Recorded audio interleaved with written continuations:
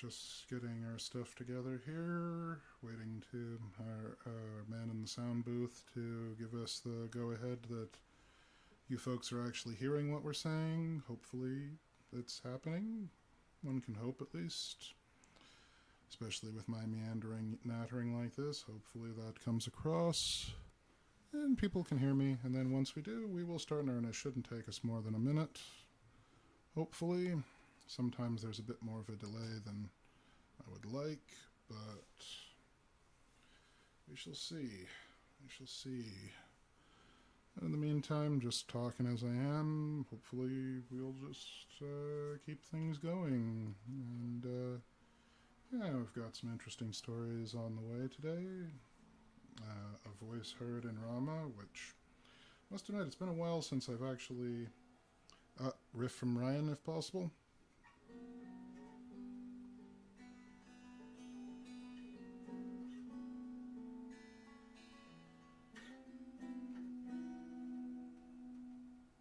Was that strummy enough for you there, Noah? Hopefully that is.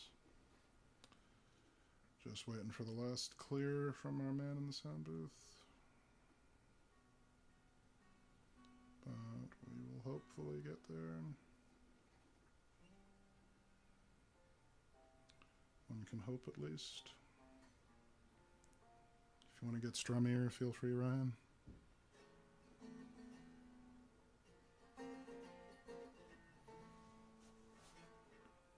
Okay, we have gotten the final go-ahead, so in that case, let us start in earnest.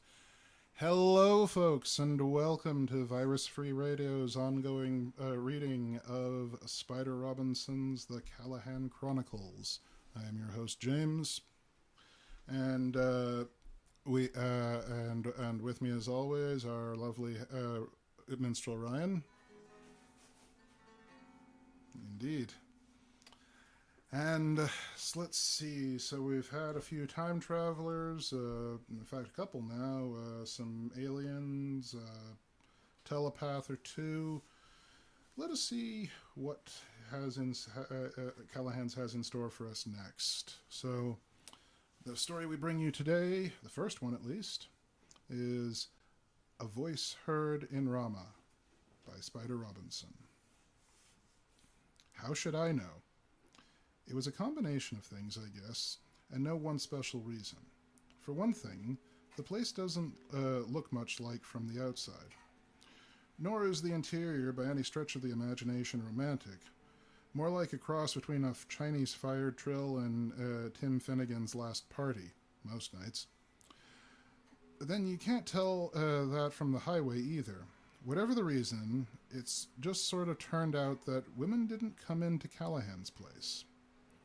All right, maybe I'm ducking the issue. Maybe there was some kind of masculine aura about the place, a psychic emanation of chauvinist piggery that kept it a male bastion for so long. Maybe we're extended adolescents, emotionally retarded, projecting a telepathy equivalent of the No Girls Allowed sign on Tubby's clubhouse. There's surely no doubt that Callahan's is culturally descended from the grand tradition of Irish bars, and they tend to be misogynistic.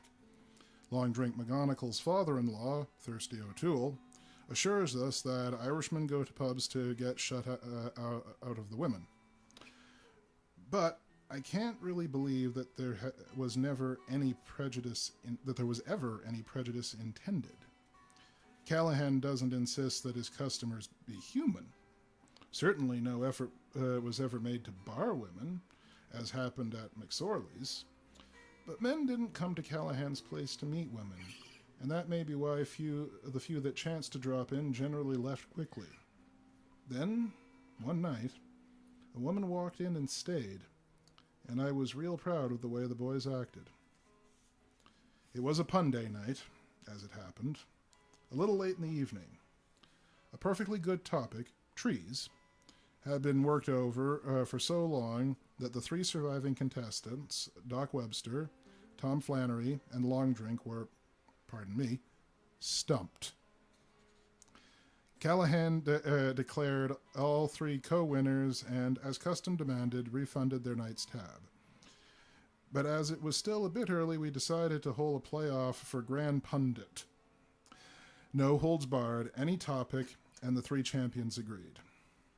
Long Drink led off, his eyes filled with that terrible gleam that streaks from a true stinker. They call him Long Drink because he's one long drink of water. When he sits, he looks like he's standing, and when he stands, he looks like, well, three other guys. He doesn't mass much, and he's the only man I know who can talk and drink whiskey at the same time. And he does a lot of both. Gentlemen, he drawled, demonstrating the trick. The story I'm about to relate takes place in the distant future. Interstellar travel is commonplace. Contacts with alien races are familiar experiences.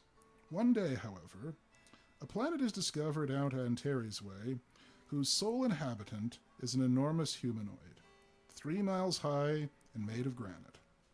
At first it was mistaken for an immense statue left by some vanished race of giants, for it squats motionless on a yellow plain exhibiting no outward sign of life. It has legs, but it never raises to walk on them. It has a mouth, but never eats or speaks. It has what appears to be a perfectly functional brain, the size of a 4-story condominium. But the organ lies dormant, electrochemical activity at a standstill, yet it lives. This puzzles the hell out of scientists, who try everything they can think of to get some sign of life from the behemoth. In vain, it just squats, motionless and seemingly thoughtless.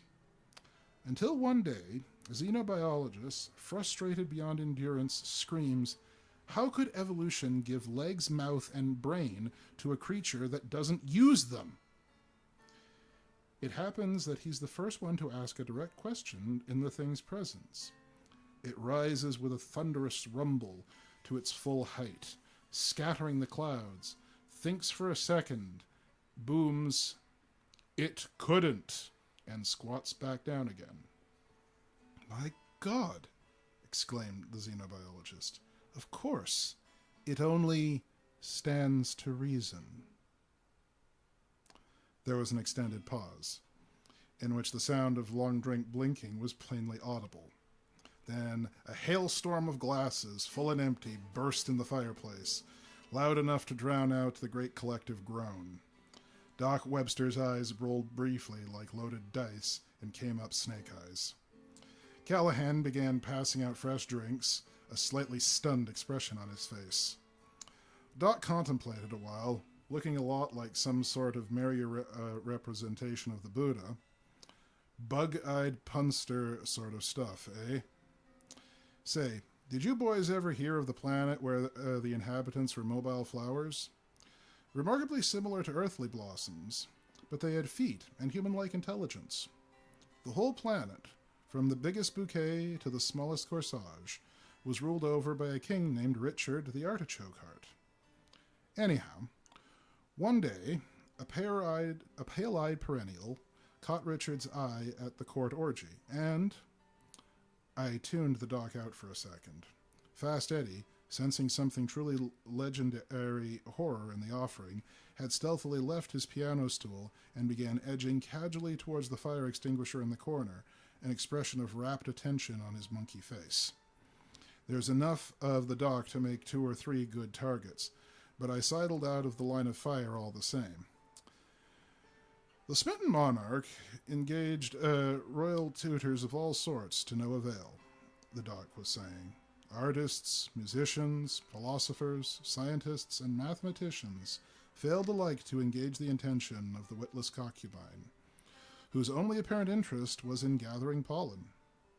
At last the embarrassed Richard gave her up as hopeless and had some rhododendron slip into her soup. As he exclaimed to his prime minister later that night, "I can lead a horticulture, but I can't make her think." The doc's poker face was perfect. And in the terrible pause that ensued, before Eddie could trigger the extinguisher, a clear, sweet contralto voice asked, "What sort of flower was she?"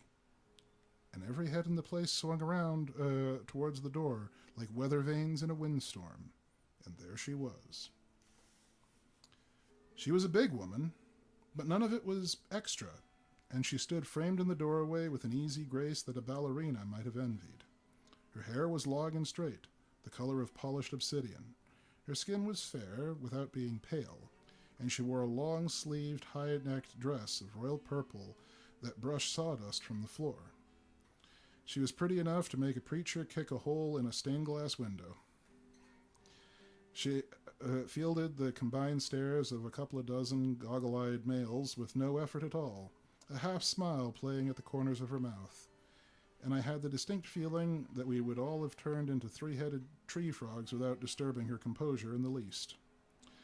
Perhaps that was why our composure was so manifestly smithereened and scattered to the four winds. But I'm more inclined to think it was the 1-2 sledgehammer punch of a woman in Callahan's, followed by the equally startling, "Why the hell not?" That shocked us the most was that we had no idea why we should be so shocked. Like opening a ginger ale and finding Jameson's inside. Nothing wrong with it, but it sort of takes you by surprise. Doc Webster tried unsuccessfully to clear his throat. His poker face was now royally flushed. He stammered. "Don't know what kind of, flower she was, young lady." A grin struck red lips back from perfect teeth. "I just thought," she said clearly, "that the king might be suffering from Fouché shock." There was a pause, and the soft, subtle sound of eyeballs glazing. You can only absorb so much at once. But Callahan rose magnificently to the occasion. "Sure and begonia," he breathed. "Oh," she gasped and blinked. "Perhaps I shouldn't be here. I didn't realize this was an iris bar." Long Drink choked, spraying Bushmills like a 6'7" aerosol. And suddenly we were all roaring and hooting and rocking with laughter, the kind that leaves your eyes wet and your sides sore. The timbers rang with merriment, a happy release of tension. "Lord, Lord," the doc gasped, wiping his eyes, clutching at his ample belly. "Nobody's made a straight man out of me in 20 years. Hoo-wee." He took his head ruefully, still chuckling. "Lady," said Callahan, a world of meaning in his words, "you'll do." There was respect in his whiskey baritone, and a strange, deep satisfaction. She acknowledged the former with a nod and stepped into the room. The bar had been crowded, but by the time she reached it, she had enough room to park a truck and a wide choice of seats. She picked one and sat gracefully, making a small noise of surprise and delight. "I never thought I'd see an armchair this tall," she said to Callahan, setting her purse on the bar. "I don't believe in bar stools," Callahan explained. "A man should be comfortable when he drinks." "A man?" she asked pointedly. "Oh, a woman ought to be comfortable all the time," he agreed solemnly. "Hey, Eddie?" "Yeah, boss." "You want to open a window? I think I smell bra smoke." She reddened. I looked at Eddie, who was surprised to see a glare instead of a grin. My God, I thought crazily. Fast Eddie has been smit? It didn't seem possible. Ever since his wife divorced him a few years back, Eddie had been a confirmed loner. "Touché," she conceded at last. "I had no call to criticize your speech patterns. I'm sorry." "No problem," Callahan assured her. "My name's Mike." He struck out a big calloused hand. She shook it, gravely. "I'm Rachel." "What'll it be, Rachel?" "Bourbon, please." Callahan nodded, turned around, and began mixing I.W. Harper and some ice cubes in proper proportions. She opened her purse, removed a wallet from it, and pulled out a $5 bill. And I found I was talking. "I'm afraid you can't use that fin in here, Rachel." It felt strange not to be paralyzed. She turned to me, and I saw her eyes for the first time close up, and I felt my tongue getting retied tighter than ever. I don't know how to describe those eyes, except to say they looked impossibly old. Older than eyes should be. There was some pain in them, sure. Most people that fate leads to Callahan's place have anguished eyes when they first arrived. But beyond the pain was a kind of unspeakable weariness, a terrible and ancient knowledge that had not brought satisfaction. My memory churned and produced the only remotely familiar pair of eyes I have ever seen. My grandmother, dead of cancer these 20 years. "I beg your pardon," she said politely, and tried hard to climb back up out of her eyes. Tom Flannery sensed my distress and came to my aid. "Jake's right, Rachel," he said. "Callahan doesn't believe in cash registers either. He only deals in singles." "Oh, you mean everything in the house costs $1?" she asked in surprise. "Oh, no," Tom demurred. "Everything in the house costs 50 cents. There's a cigar box full of quarters down there, see? And you pick up your change on the way out, if you've left your glass on the bar." "What's the alternative?" she asked with a puzzled frown as Callahan sent her drink down before her. "Smash your glass in the fireplace," Callahan said cheerfully. "Does you a world of good sometimes. It's worth 50 cents. Easy." Her whole face brightened. "A long time ago," she said thoughtfully, "I bought an entire house for the single purpose of smashing crockery in it. I think I like your place, Mike." "That makes two of us," he said comfortably, and poured himself a beer mug of Bushmill's best. "To Callahan's place," she said, draining her glass in one easy motion and holding it high. Callahan didn't bat an eye. He inhaled down his own whiskey as fast as it'd pour and raised his glass too. Two arms fell as one. Glass shattered in the fireplace, and a spontaneous cheer went up from all around. Long Drink McGonagall began singing, "For she's a jolly good fellow," and was stifled without ceremony. She turned to face us. "Lots of bars make women feel welcome," she said. "This is the first one that ever made me feel at home. Thank you, all." "Ever see a whole bar blush?"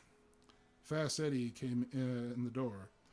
No one had seen him leave, with a change of a $5 from the all-night deli across the street, and gave it to her gravely, a solemn look on his wrinkled face. But Callahan refused the single she offered. One exquisite eyebrow rose quizzically. "Rachel," he said, "this here is pun day night at my place, and the champagne punster doesn't have to pay his, or her, bar bill. From what I've heard already, I say you've got a shot at the title." Her face lit with a merry smile. Callahan explained the format and the subject we were using, and built her another drink. She paused a moment in thought. "The Middle East," she began at last, "finally achieved a kind of uneasy stability in the late 1970s. Israel and the Pan-Arabian nations maintaining a fragile truce. Then, one day, the Arabian ambassador to Israel, Opina Bey, chanced to spy a carousel in the marketplace and, being intrigued by this westernish recreation, decided to try it. Being a neophyte, he became extremely dizzy, dismounted from his wooden steed with great difficulty, and reeled out of the square. A Chinese shepherd called Yu Hu was passing through Jerusalem at the time with 3 fine sheep. Bombay staggered into their midst. The middle sheep promptly ate him. Horrific visions of the war that would inevitably ensue racing through his mind, Yu Hu flung his hands up and cried, "Middle Land, you've been a dizzy bay." There was a ghastly silence, such as might exist on the airless wastes of the moon, and Callahan's ever-present cigar fell from his lips, landing with an absurdly loud splash in his glass. Oblivious, he lifted the glass and drank. When he set it back down again, the cigar was back in his teeth, soggy and dropping. Long Drink made a face. "You didn't keep to the subject," he complained feebly, and Fast Eddie began to cloud up. But she stood her ground deadpan. The story, she maintained, was clearly about Zion's friction. and the silence fell in a million shards, whoops of laughter blending in with groans and the volley of breaking glass on the hearth. Tom Flannery entered a forfeit about the same time Long Drink and the Doc conceded defeat, and that was Rachel's first night at Callahan's place. She returned on the following night, and then on the following Tuesday, and soon became something of a regular. She was there when Isham and Latmer got married right in front of the fireplace, and the night the place caught fire, and that sad night when gentle, softly smiling Tom Flannery finally failed to show up. Tom's doctors had given him 9 months to live, the day before he happened into Callahan's place. She just seemed to fit, although she was never by any stretch of the imagination one of the boys. She fit in a way that reminded me very faintly of Wendy in Never Neverland. She was not disturbed by the hooliganery of her lost boys, nor dismayed by their occasional rivalry. Once, when Doc Webster, slightly jealous of her superior puns, tried to embarrass her with an off-color joke, she responded with a gag so steamy and so hilarious that the Doc blushed clear down to his ankles and laughed himself silly. She was incredibly gentle with Fast Eddie, who came to display the classic signs of a man goofy with love. Suddenly, we all knew how to play with torch songs, and while she always praised them, she pointedly missed the point, yet somehow allowed him to keep his self-respect. Curiously, Eddie was the only one of us to fall for her. Certainly all of us at Callahan's place were heir to the tradition of the B movie, and the A movie for that matter, that any female who enters your life in a dramatic manner must be your fated love. But somehow Rachel didn't elicit that reflex of imagined desire in us. She was never cold. You retained at all times an impression of vibrant femininity. But she never projected either the air of receptivity which provokes passes, or the studied indifference, which is the same thing in disguise. We never even learned much about her, where she lived and that sort of thing. All we knew is that she was fun to be with. She was a note of nearly pure cheer, even in a place where a good cheer was commonplace. But only nearly pure. There were those eyes. They reminded me in many ways of Mickey Finn's eyes when he first came around, and I knew it was only a matter of time before the right toast would unlock her heart and let out all that pain. Hell, we all knew it. But she had to do it herself. You don't pry in Callahan's place. It was nearly 4 months before she finally opened up. A Thursday, I believe it was. She'd been abstracted lately, still taking part in jovial banter, but strangely distant, too. And I was half expecting what happened. Doc Webster had come bustling in around 9, later than usual for him on a Thursday since he has no hospital duties that night. So he bought around for the house and explained. If asked, the doc will attest at home birthings, a practice he's been at some pains to keep from the attention of both the AMA and the Suffolk County Police Department ever since the great midwife busts of the Santa Cruz Birth Center a few years back. Doc says that pregnant women aren't sick, that a lady ought to call the tune at her own birthing, all other things being equal. He has oxygen and other useful things in his car, and he hasn't lost one yet. She was a prima para, he said with satisfaction, but her pelvic clearance was adequate, presentation was classic, she did a modified Lamaze, and damned well too. Fine healthy boy, 8 pounds and some, sucking like a bilge pump the last I saw him. Lord, I'm thirsty myself. Somehow, news of new life makes you feel just plain good, and the doc's own joy was contagious. When the last glass had been filled, we all stood up and faced the fireplace. To motherhood, we bellowed together, and it rained glasses for a while. And when the racket had stopped, we heard a sound from inside the joints, a single restroom, a literally unmistakable sound. Rachel, weeping. Absurd situation.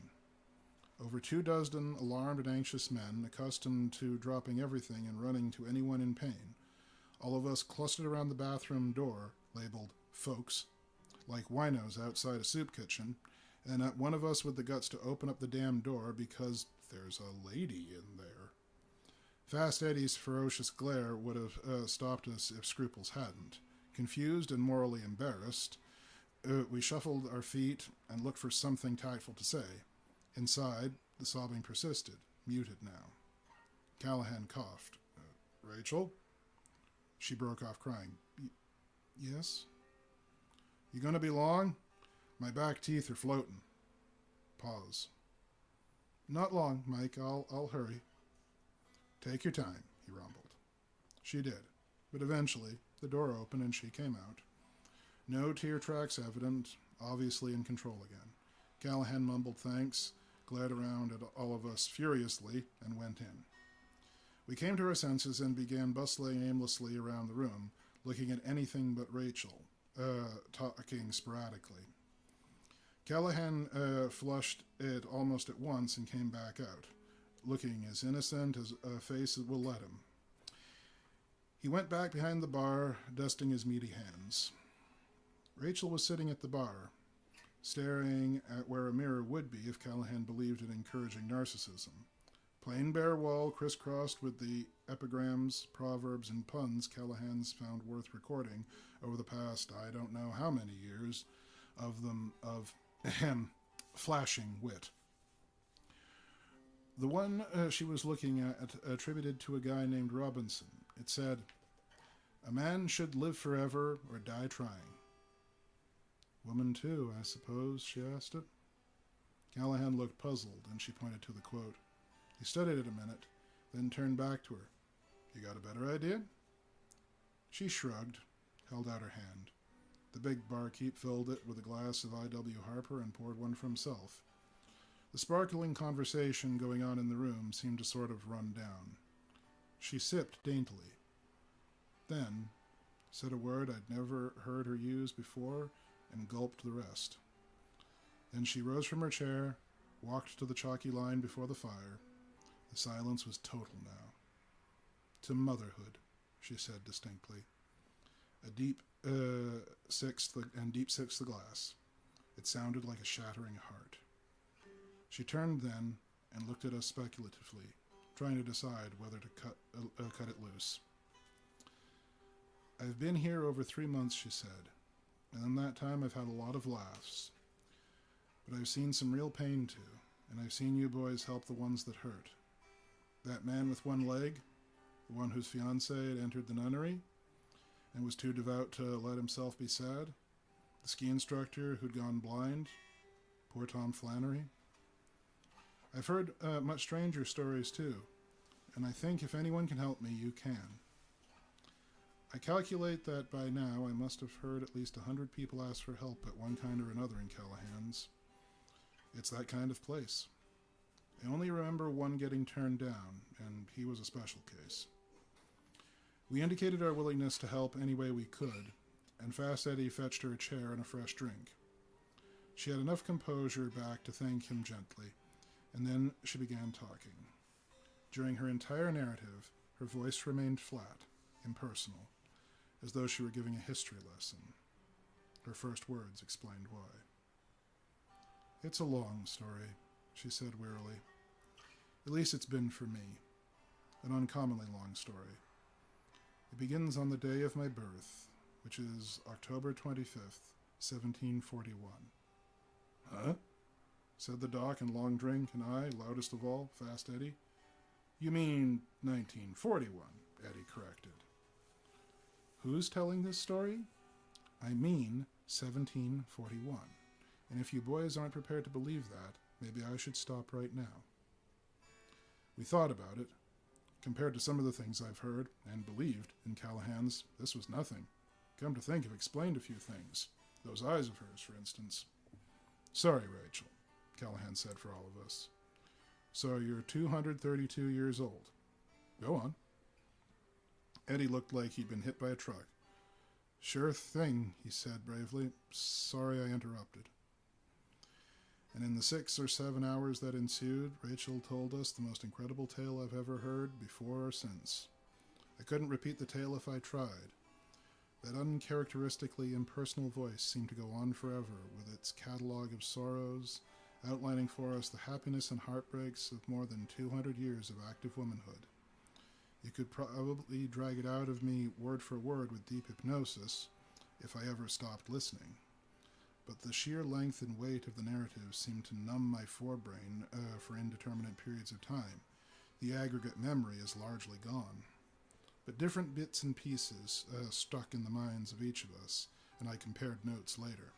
Me, for instance, I recall how, when she was describing what it was like to be crammed in a root cellar while a roaring fire overhead ate her first husband, and her first 6 children, she kept saying over and over again how cramped it was and how frustrating not to be able to straighten up. It struck me that even after all the intervening years, her mind continued to dwell on merely physical hurts. Tom Humpton now, he remembered in detail the business of her second husband, the minister, going mad and killing her next 5 kids, and himself, because anyone who refused to age like God intended must be sent by Satan. Tom said what struck him was how little progress churches have made in 200 years towards convincing people that the unknown is not by definition evil. Long Drink is a War Games nut. He retained the part about the Battle of Lake Champlain in 1814, which claimed her 3rd husband and 2 more children.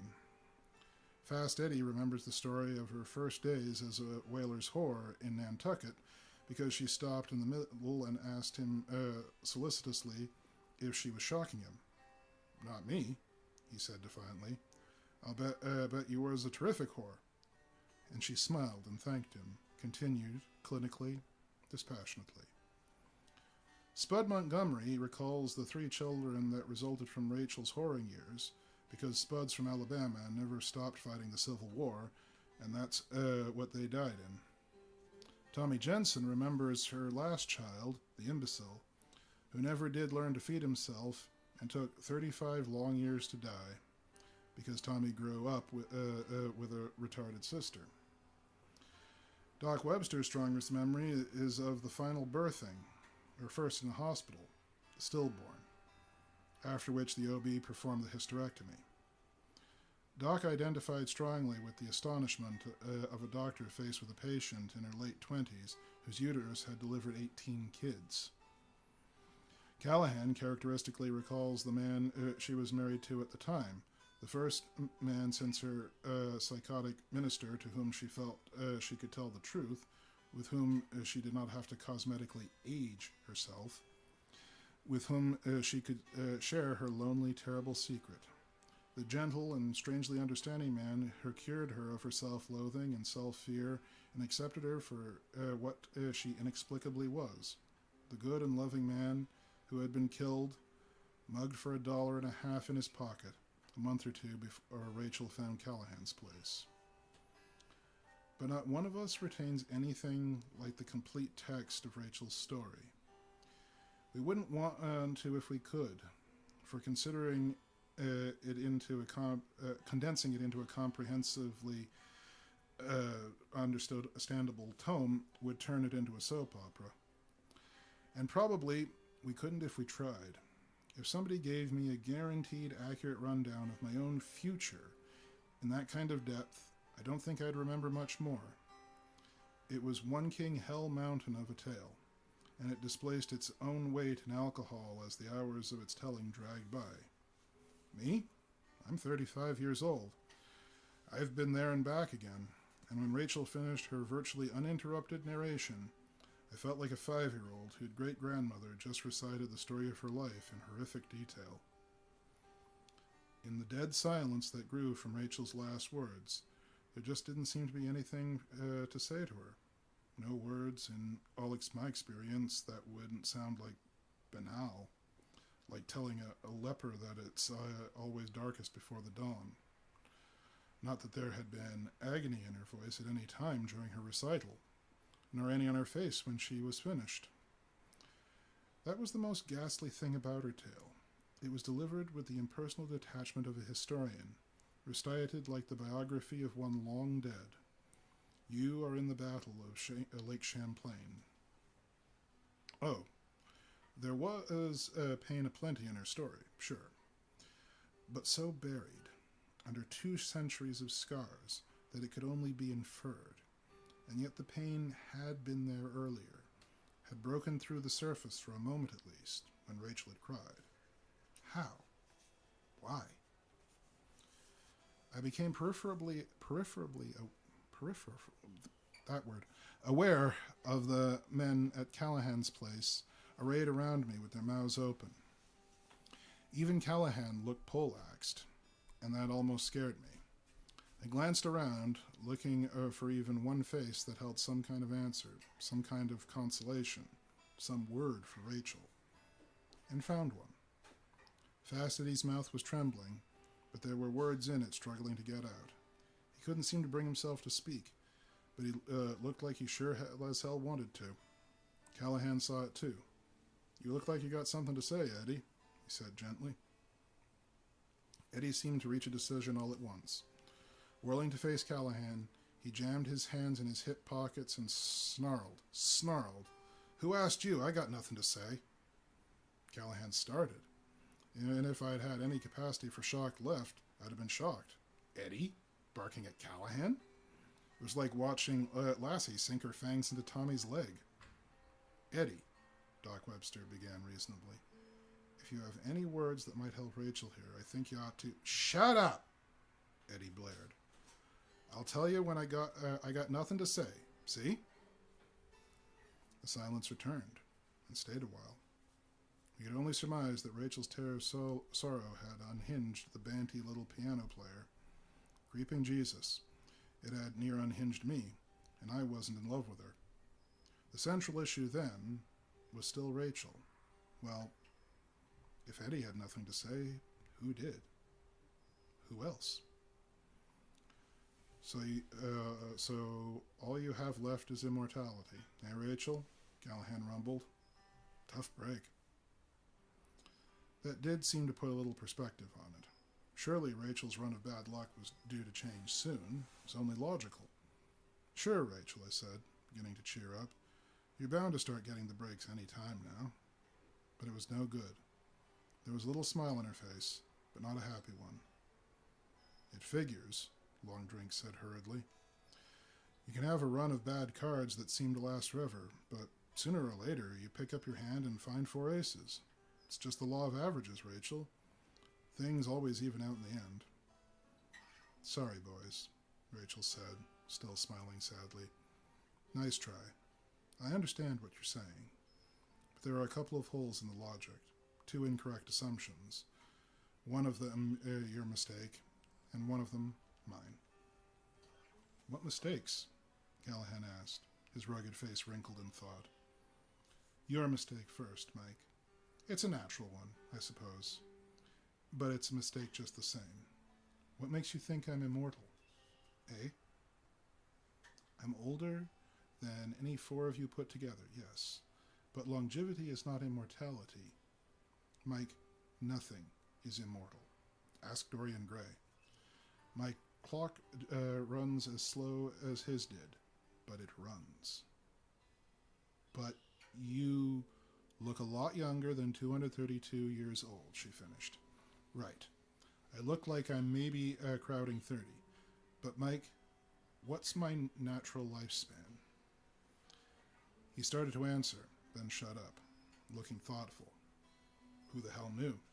"Someday I will die," Rachel went on, "just like you, like Tom Flannery, like all humans, like all living things. I know that. I feel it in my bones. And there isn't a geriatrics expert in the world who can say when. There is no data to work with. As far as I know, I am unique." "I reckon you're right," Callahan conceded. "But so what? Anyone in this room could die tomorrow. We're all under sentence of death, like you said. But to stay sane, a body has to live as though they go on forever.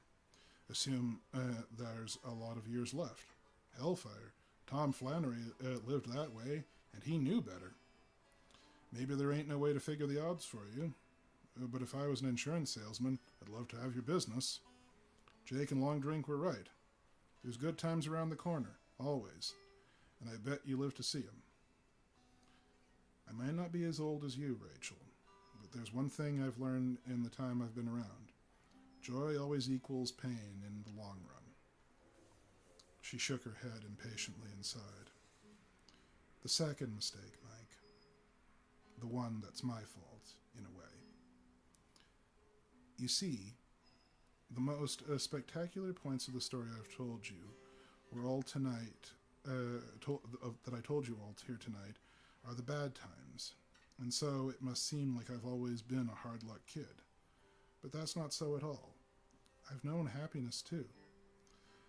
In full measure, with Jacob and Isaiah, and even with Benjamin, and most of all with my second and most beloved Jacob. There were good times in Nantucket, if it comes to that, and throughout the whoring years. The profession is vastly underrated. My joys have been greater, I think, than any of you could know. Because you are correct, Mike. Joy is the product of pain that has gone before it, and vice versa. I know I could never have appreciated Jacob's quiet acceptance as much if I hadn't been looking for it for 2 centuries. Oh, the seesaw never stops. I learned that when Jacob was killed. But then, again, I was gladder to find this bar than any customer you've had. Then, what, I mean, why am I hurting? Hear me, Mike. There is nothing like extended life to make you aware that you're going to die someday. I am more aware of my own mortality than you could possibly be. Damn it, I've been dying for 200 years. And how do you normal people come to terms with that awareness of mortality? How do you beat death? Oh, Lord, the doc gasped. I remember now. That toast. Yes, Rachel nodded. The one that gave me the weeps, for the first time in 20 years, to motherhood. I don't want to see or hear or say anything about motherhood ever again. A man or a woman who's afraid of dying will either decide to believe in an afterlife or have children, so that something of himself or herself will live on. I haven't believed in God since my years with Benjamin, and all my babies died childless, and I can't have any more. I had 19 chances at real immortality, and they all came up craps. I'm the last of my line. So what will I leave behind me? I haven't the gift to leave great books or paintings or music. I can't build anything. I have no eternal thoughts to leave the world. I've been alive longer than anyone on earth, and when I'm gone, I will leave nothing. Nothing more durable than your memories of me. Her voice began to rise shrilly. Her hands danced in her lap. For a while I had hope. For those of my children who shared my birthmark, an hourglass on its side, high on the left shoulder blade, seemed to have a genetic share in my longevity. But that damned birthmark is a curse, an unbeatable hex. Not one of the marked children had any interest at all in siring or bearing children of their own, and accident or illness cut them down, every one. If even one of them had left a child, I could die happy. But the curse is unbroken. She slammed her fist down on the bar. When I go, I'll be gone. Solid gone without a trace. Centuries of living, and no heritage more durable than a footprint in the snow. She was crying again. Her voice strident and anguished, contorted with pain. I could see Eddie, his own face twisting with strong emotion, trying to break in. But now he wanted to talk, but she wouldn't let him. So what have you got to offer me, boys? What's your solution? Have you got anything more useful than 4 fingers of bourbon? She got up and flung her empty glass at the fireplace, began grabbing glasses off the bar and throwing them too, grunting with effort, still speaking. What kind of answers have you got for an old lady who's trapped in a moving, box-sliding, downhill? She had run out of glasses, and with the last words, she gripped the long-legged armchair she'd been sitting on and heaved it high over her head to throw into the fire, and as she stood there with the heavy chair held high, her face changed, a look of enormous puzzlement smoothing over her hysterical rage. Death. She finished softly and crumpled like a rag doll, the chair bouncing and clattering into a corner. The dock was fast and 10 feet closer, but Eddie beat him easily. He slid the last yards on his knees, lifted Rachel's head with great tenderness into his lap, and hollered, "Rachel, listen to me." The doc tried to take her away from him, and Eddie backhanded him off his feet without looking up. "Listen to me, Rachel. Listen, goddammit," he thundered. Her eyes flooded open. "Yes, Eddie?" "You can't die, Rachel. Not yet. You go and die on me, and I'll break both your arms. I swear to God. Listen here. If you want a daughter, I can fix it."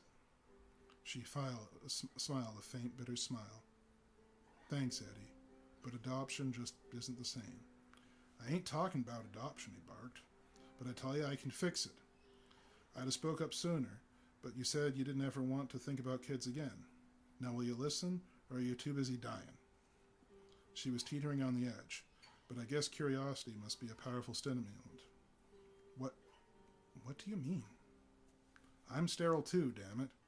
Her eyes widened a little more at this revelation, and I was suddenly ashamed of how little I knew about Eddie. But I've kept my ears open, and I found out how to beat it. How to leave something behind, see? Did you ever hear of cloning? She looked startled. "You can't clone people, Eddie. Not today, you can't. Maybe you and I won't live to see it. But I can take you into Manhattan to a place where they'll freeze a slice of your skin, a lousy couple million cells, and keep them on ice till they can clone people. Ton Flannery's there now, frozen like a popsicle, waiting them for invent a cure for AIDS. He told me about it." I gasped in astonishment. Saw Callahan beginning a broad grin. "So how about it, Rachel?" Eddie snapped. "You want cryonics, or do you just want to cry?" She stared at Eddie for a long moment, focusing about 5 feet past him, and nobody dared exhale. And then 2 centuries of fighting spirit came through, and she smiled a genuine smile of acceptance and peace. "Thank you, Eddie," she breathed. Her eyes became, for one timeless instant, the eyes of a young girl, the eyes that belonged on that useful face. And then they closed, and she began to snore softly. Rachel, who mourned for her lost children, and was comforted. Doc Webster got up off the floor, checked her pulse, and slapped Eddie on the back. "Always a pleasure, Herr Doctor, to assist you in techniques which bears your name," he said jovially, spitting out a tooth. "Your medicine is stronger than mine." Eddie met his gaze a little awkwardly, started to pick up Rachel's sleeping form, and then paused. "Give me a hand, will you, Doc?" "Sure thing, buddy. We'll take her over to Smithtown General for observation, but I think she'll be okay." Together they lifted her gently and headed for the door. But Eddie stopped when they reached it and turned toward Callahan, staring at the floor. "Mike," he began, what I mean," the apology just wouldn't come. Callahan laughed out loud for the sheer joy of it and pegged the stump of his cigar into the fireplace. "You guys," he said, shaking his head, "always cloning around."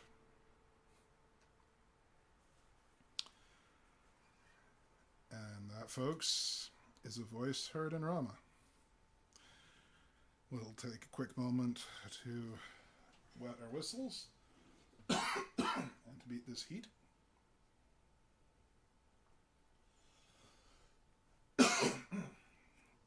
Had to fight a tickle for 2 solid pages there. Yeah, definitely going back for some more of that. Bear with us, folks.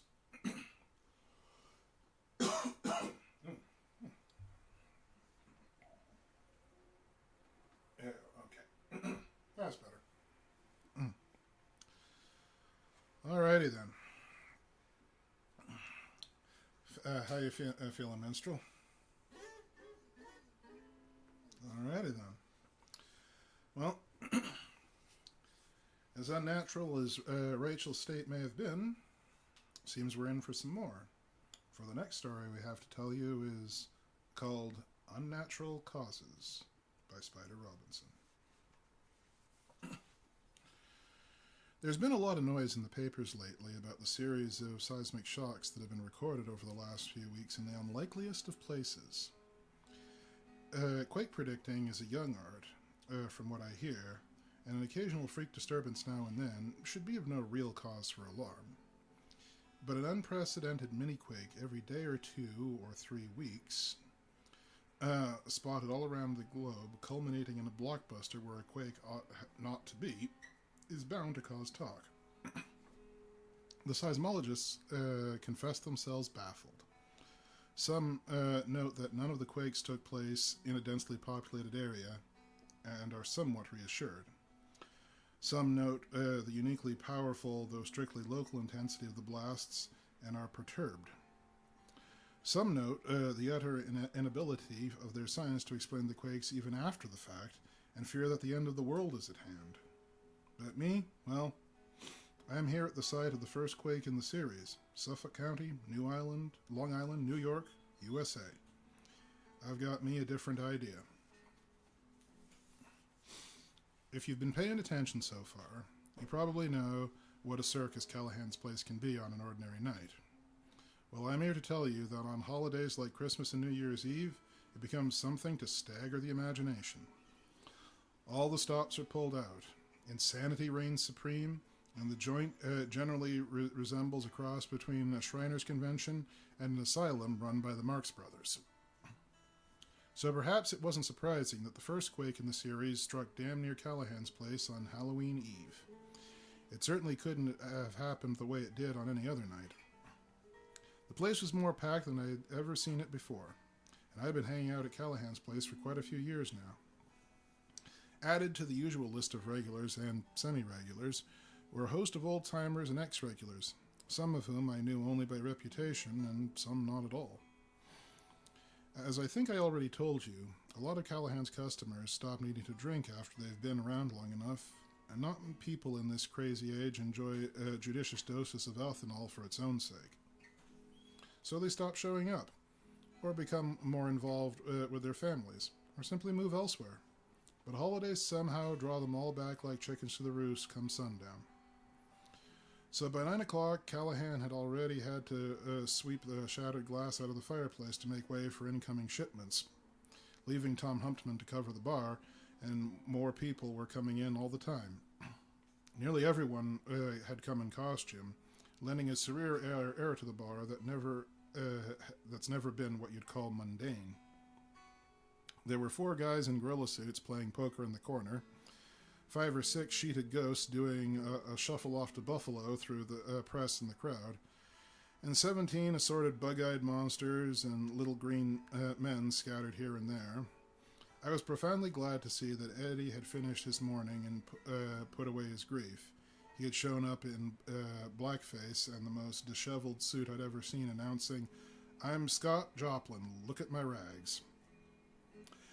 Doc Webster had dressed up as Hippocrates and was instantly dubbed Hippocrates, having been forced to use a tarpaulin as a toga. Long Drink McGonagall appeared in an ancient frock coat with a quill pen in the breast pocket, introducing himself as Balzac, balls to you. Noah Gonzalez and Tommy Jensen had teamed up as a horse with a head at both ends because neither of them wanted to be the, well, you get the idea. Even as a train rolled past, Callahan himself was dressed as a grizzly bear, which suited his Irish bulk well, and a growl to deafen the train. But he kept wincing when jostled, explaining to anyone foolish enough to listen that he was a bartender. Me, I was dressed as a pirate with a black eye patch and the name of a certain oil company painted across my chest. I was watching the tumult and enjoying myself hugely, trying to guess the identity of friends through their masks, when I spotted one very familiar face. It was Mickey Finn. I hadn't seen Finn for quite a spell since he moved up to the Gaspé Peninsula in Canada to do some farming, and I was delighted to see he'd made the reunion. "Finn!" I hollered over the merry roar. This way! Another human might not have heard me, but Finn looked up right away, smiled across the room at me, and started working his way towards the bar. There's some machine in Finn, the way he tells it, but I think there's a lot of human in him too. He could easily have put a hand through the wall, but it was extremely careful not to discombobulate anyone on his way to the bar. I looked him over as he approached, noted his work shirt, sturdy coveralls, and worn boots, and decided he was making a fair adjustment to his life as an exile on Terra. Wrinkles on either side of his smile said that he was no longer such an alien expression to him as it once had. He reached me at last, shook my hand gravely, and accepted a glass of rye from Tom Humptman. He offered Tom the traditional $1 bill. No thanks, Mr. Finn, Tom told him. Mike says your money's no good here. Finn smiled some more, kept the bill extended. Thank you, sir, he said in that funny accent of his, but I prefer to pay my own way. I shook my head. If you're going to be human, Finn, you gotta learn to accept gifts, I told him. He sobered up and put away his money, nodding to himself as much as to me. Yes, it is a hard learning, my friend. I must not refuse a gift from Mr. Callahan, who gave me the greatest gift, my free will. Hey, Finn, don't take it so hard, I said quickly. Accepting a gift graciously is something a lot of humans never learn. Why, you should be more human than Spiro Agnew. I leaned back against the bar and took a sip of Bushmills. Come on, loosen up. You're among friends. Finn looked around, his shoulders relaxing. Some of these are unfamiliar to me, he said, gesturing towards the crowd. A lot of them are strangers to me, too, I said. Let's amble around and get to know some of them. But first, tell me what you've been doing with yourself. How's life in Canada? I'm doing well, Finn said. I'm also doing good, I think. How do you mean?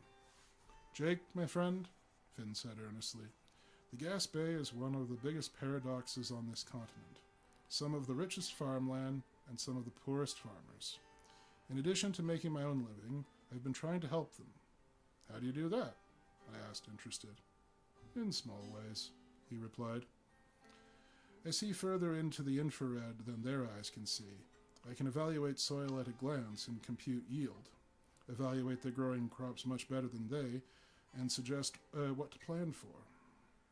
That taught them to listen to my opinions, and of late I've been speaking of the necessity for alternate means of distributing their goods. It goes slowly, but one day these frozen acres will feed many hungry people, I hope. Why, that's just fine, Finn, I said, slapping on the back. I knew there was work for a man like you. Come on, let's meet some of the old-timers. Finn, being as tight with his words as some gents are with their money, nodded briefly, and we plunged into the thick of the crowd. I spotted 4 tables pushed together near the fireplace, at which were seated the Doc, Tom Thayer, and a whole bunch of apparent strangers in assorted odd costumes. Best of all, Callahan was standing nearby. It seemed like a great place to start. I steered Finn in that direction, collecting a couple of chairs on the way, and signaling Callahan to join us.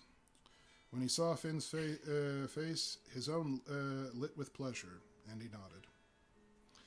As we sat down, one of the unfamiliar gents, dressed as a shepherd, was just finishing a plaintive rendition of I Know I'll Never Find Another You. That's you with, as in a baby sheep. And was applauded by a chorus of groans and catcalls. Better take it on the lam, Tony, Doc Webster suggested. Where there's a wolf, there's a way, agreed Sam, rising as if to leave. One of the boys moved his chairs with a thoughtful expression, and he sat back down rather further than he intended. Callahan lumbered up and appropriated the chair, the head of his bear costume under his arm, and Sam promptly sat on Bill Garrity's lap. This is funnier than it sounds, because Bill is a transvestite and was done up as Marilyn Monroe that particular night. While Callahan is certainly not the only bar where Bill can indulge his peculiarity, It's the only one where he doesn't have to put up with the annoyance of being propositioned regularly. And Bill is not gay. As Sam was dressed as Mortimer Snurd, the effect was spectacular, and those around the room not otherwise occupied cheered and whistled. One of the gorillas in the corner looked up from his cards and scowled. I glanced around the table, taking inventory. A fireman, a 5'7" duck, 2 bug-eyed monsters, 1 purple and tentacled, 1 green and furry, and 1 Conan the Barbarian. "Hey, Mike," I called to Callahan. "Introduce me and Finn around and we'll swap stories." Callahan nodded and opened his mouth, but Doc put a beer in front of it. A bear beer, I bear," he announced, and another groan rose. "Okay," I said. "I'll start the ball rolling myself. Howdy, folks, I'm Jake. This here's Mickey Finn." Various hellos came from the group, and a pretzel landed in my drink. "I've heard of you, Mr. Finn," said the shepherd, grinning. "They say you're hell to drink with." Obviously, the shepherd hadn't heard about this Mickey Finn, and I glanced at Finn to see how he'd take it. I needn't have worried. Especially, apparently he had been hanging around Callahan's place long enough. "You make me feel sheepish, sir," he said with a straight face. "If you take my name too literally, very badly indeed, for I would fain have fun with a fine Finn fan." Callahan and I guffawed, and Doc Webster's jaw dropped. "Lord God," the dog expostulated, "I'm going to hang up my puns, I swear." "A Hippocratic oath?" said the duck, and the doc heaved a bag of beer nuts at him.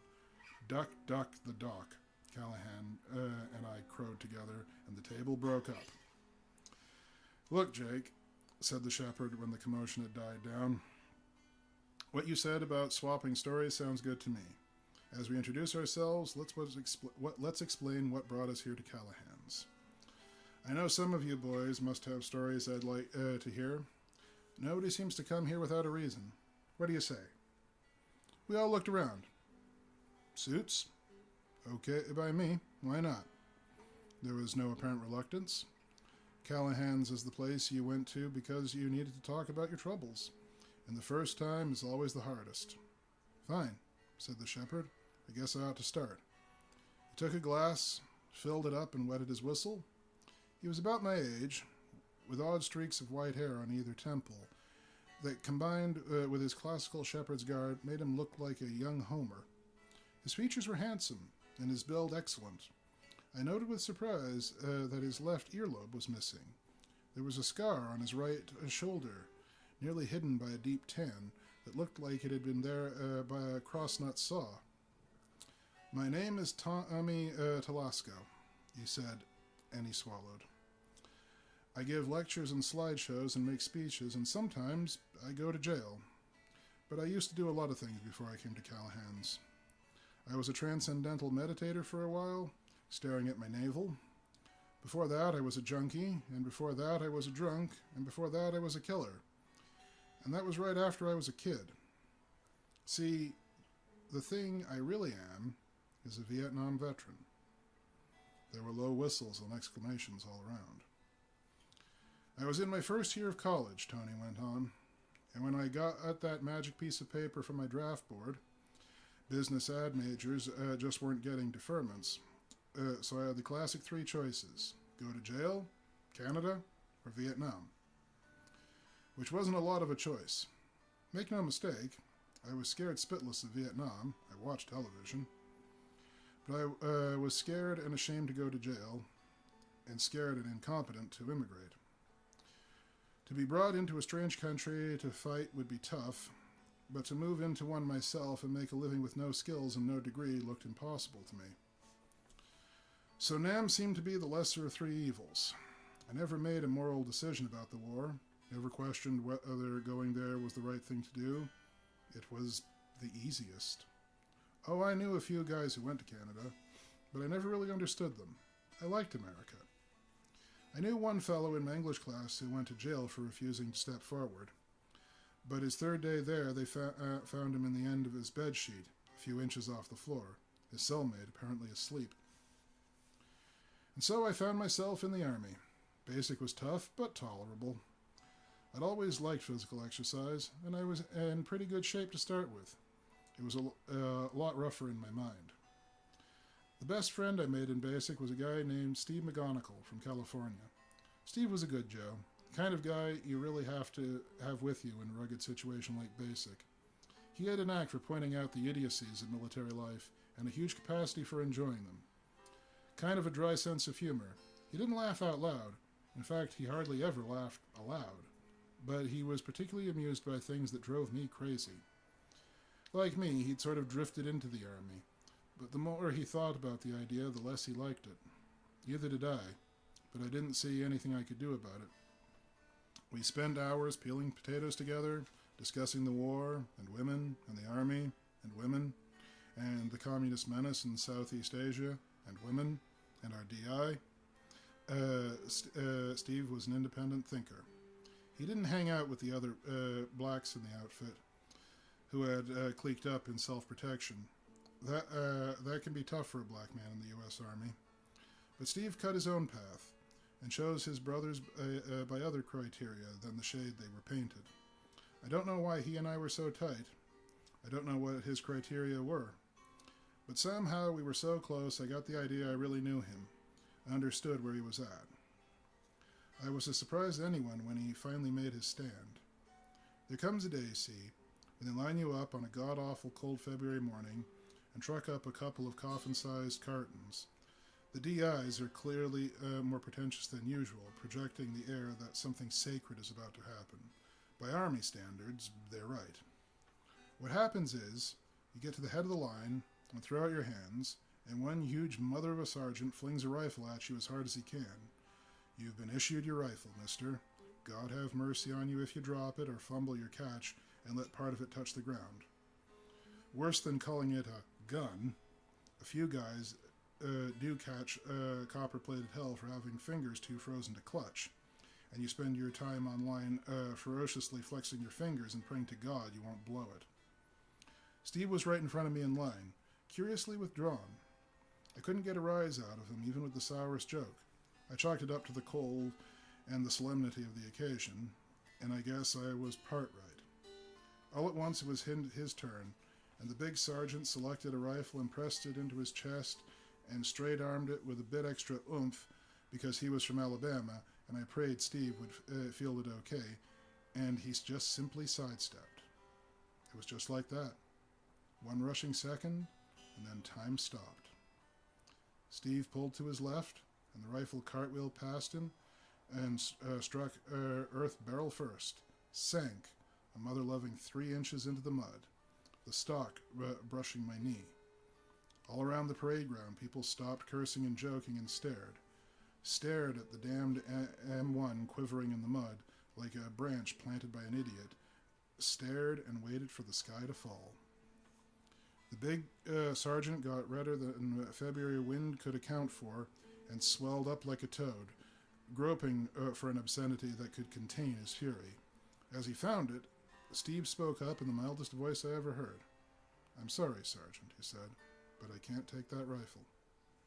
I thought the sergeant might actually have apoplexy. "That is the weapon I've issued you, boy, and you will take it. Get it out of the mud, now." Steve shook his head calmly. "Can't do it. That thing's kill people, Sergeant, and I do not accept delivery." The sergeant suddenly became as calm as Steve, a scary transition to witness. He pulled his sidearm and aimed it directly at Steve's navel. "This thing kills too, Private. Pick up that rifle." I looked at Steve, paralyzed by his crazy stunt. He was plainly scared to death, and I was sure that he was about to die. "Pick it up, Steve," I prayed. "You don't have to use it now. Just pick the goddamn thing up." "Sergeant," he said finally, "you can make me pick it up, but you can't ever make me use it. Not even with that automatic. So what's the point?" The sergeant glared at him for a long moment, then holstered his .45 and waved over a couple of corporals. "Take this Damn bastard into the guardhouse, he snarled, and bent over the carton again. Before I had time to think, he heaved the rifle at me, and I made a perfect catch. Next, he bellowed, and the line moved forward. I found myself in the barracks, looking at my new rifle, and wondering why Steve had done such a crazy thing.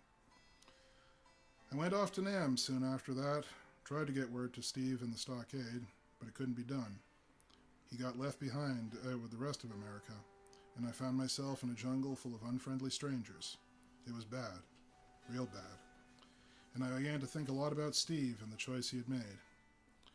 I couldn't tell the people I was fighting from the people I was fighting for, and the official policy of kill what moves didn't satisfy me. At first, then, one day, a 12-year-old boy as cute as a button took off my left earlobe with a machete while I got some K-rations out of my pack for him. The kid could have taken off my head instead of my ear, but a pretty tight buddy of mine, Sean Riley, shot him in the belly while he was winding up. "Christ, Tony," Sean said when he'd made sure the kid was dead. "You know the word, never turn your back on a gook?"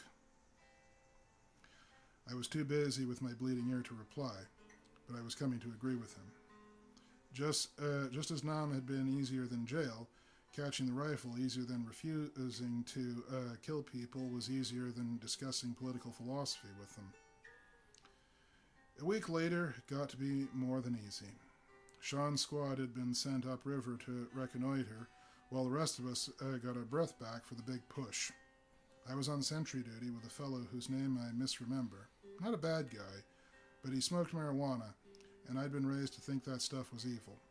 Anyway, this particular day he smoked up a couple of joints while we sat there listening to jungle sounds and waiting for relief so we could eat. It made him thirsty, so I offered to spell him while he went to the river for a drink. He slipped into the jungle, walking a little unsteadily. A minute later I heard a scream. It was only 50 yards or so to the river, but I came circumspectly, expecting to find him dead and the enemy in strength. When I poked my rifle through the foliage, there was nobody in sight but him. He was on his knees, with his face buried in his hands. Oh, Jesus, I thought, what a time to freak out. I started to swear at him, and then I saw what he'd seen. It was Sean, floating lazily against the bank with his fingers and toes dangling from a sort of necklace around his throat and his genitals sewed into his mouth. A friend, a man who saved my life, a guy who wanted to be an artist when he got home, carved up like a Christmas turkey by a bunch of people who he'd never met before. It became much more easy to kill them afterwards. It became fun. The rest of my tour passed in a red haze. I remember doing things that shouldn't be spoken aloud. I remember clubbing a baby's skull with a rifle to encourage a VC sympathizer to talk. I remember torturing captured prisoners and enjoying it. I remember a dozen little ladies, and I remember me in the middle with a smile like a wolf. Fury tasted better than confusion, and this time it was easier to kill than think. I don't know what would have happened to me if I'd come home kill crazy like that. God knows what happened to the ones that did. But 2 weeks before I was due to go home, I got a letter from a friend in the States, a supply corporal back at boot camp. Steve McGonigal had died in military prison. He, quote, fell down the stairs and broke nearly every bone in his body, unquote. But it was the ruptured spleen that killed him. There had been no inquiry. The official verdict was accidental death. As accidental as Sean's, except our side did it. In the time it took me to read that letter, I went from kill crazy all the way to the other kind. The next morning I took my squad out and tried to die and loused it up and got my second Purple Heart and Silver Star. I never got another chance in Nam. They sent me home from the hospital with some neat embroidery on this seam in my shoulder and a piece of paper that said I was a normal human being again. Killing myself just didn't seem reasonable in the States as it had in Nam somehow, so I tried forgetting instead. For a while, booze did the trick. but I couldn't keep it up. My stomach wouldn't tolerate the dosage required. Then for a while pot was a real help, but some ways it made it worse. Visions of spurting blood in Sean's fingers and Steve boneless like Jello Man. So I tried a hit of coke, and that was just fine. And one day a fellow who looked a lot like Steve laid some smack on me. Heroin was just what I'd been looking for, and it wasn't any surprise when I got a Jones. A habit, I mean. But it's funny, I guess. I really didn't want to kill myself at all. I heard about this transcendental meditation stuff and started hanging around Ashana Manga Yoga Society meetings. And boy, I kicked clean. Instead of getting high on smack, I got high on big bites of bliss, which is cheaper, healthier, legal, and much more satisfactory head all the way around. It was over a year before I noticed I wasn't accomplishing anything. But about that time, I got lucky and took my Doc Webster's advice and started coming to Callahan's place. Things started getting clearer in my head, a lot clearer. Next thing I knew, I was on a stage giving a speech to the VVAW, and I learned that there are things worth fighting for, but fighting clean. I started giving talks and joining demonstrations and appearing on TV. I've been arrested 4 times, had my leg broken by a county cop, and they took my name off the Native Sons Honor Roll in my hometown. My father won't talk to me, yet my phone is tapped. I feel great. And it's all thanks to you, Mr. Callahan, Tony finished. Shucks, Tony, Callahan rumbled. We didn't do anything for you that you couldn't have done yourself. You accepted me, Telesco said simply. You'd made me understand that I was just a normal human being who'd been caught up in a nightmare that made him realize he'd had the makings of a killer ape in him. One night I told you and your customers this whole story, and you didn't stare at me like a mad dog. You told me I needed a bigger audience. You showed me that I wasn't any killer by nature, or that it was shameful, but the refusal to think things out that landed me in Nam in the first place. You showed me that just because it took me a while to make the short decision Steve made, didn't mean I didn't have Steve's kind of guts in me somewhere. I was sure I didn't have that kind of guts, so I never looked for him. When I did, I found him, because you had faith in me. Jail is no picnic, he told the rest of us, but I want to do what I can to see that no one else gets caught in that meat grinder like I did. But I don't do it from guilt. I do it for its own sake. I looked at Callahan. I already got my absolution here. Callahan topped off his glass, slapped him on the back. Well spoke, Tony, he boomed, and we all raised our glasses and toasted him in unison. The fireplace exploded with glass when we were through. I knew it, said the doc. As soon as I saw him dressed as a shepherd, I knew he had to be a vet. Groans rose, but the comic relief was timely. If you don't pipe down some, Doc, he won't be the only horse doctor around here, Callahan attempted. Now, said the doc. I'm a happily married man. I don't fool around with horse in either of our professional capacities. I started to ask if the doc's capacities were truly professional, but before I could, Mickey Finn grabbed Callahan's shoulder so hard he winced, something nobody else could have managed. My friend Mike, Finn said urgently, that person there in the green costume, it is not a costume. He is not human. Callahan blinked, and such jaws as were visible dropped like gallows trapdoors. If anyone but Finn had said that, anywhere but Callahan's place, we'd have thought he was crazy, or drunk. I see further into the infrared range than you humans, Finn went on hurriedly. I was watching the currents of heat from the fireplace make patterns in the air while I listened to your words, enjoying their lazy beauty. But I just caught the green one watching them too. Close examination shows me that his fur and features are genuine, Friends, this is an alien. We all stared at the green fellow, waiting for him to take off his mask and say something. He looked human enough, the usual number of arms and legs, I mean. His mouth was a trifle too wide, now that I noticed, and the fur sure looked awful real. But if those pointed oversized ears were glued on, I couldn't see where. He looked back at us, put down his glass, and shrugged nobly. There's no point in denying it, gentlemen. I am not human. In fact, I came here tonight specifically to tell you how unhuman I am. The words I have heard encouraged me to confess, but still I hesitated. However, now that I have been identified by another non-human, I suppose I must speak. Will you listen? Callahan spoke for all of us. Mister, if you've got troubles, you're in the right place. Go ahead. The green alien nodded. His eyes were deeply troubled. My name, gentlemen, he said with a pleasing tenor, is Brood 7 Sub 2 Raska, as well as it can be translated into your tongue. I am, well, the profession does not really exist as such here, but my function combines elements of sociologist, psychologist, soldier, and farmer. My people are the Krundai, and Krundar, my home, is located so far from here that your instruments have not yet detected its sun.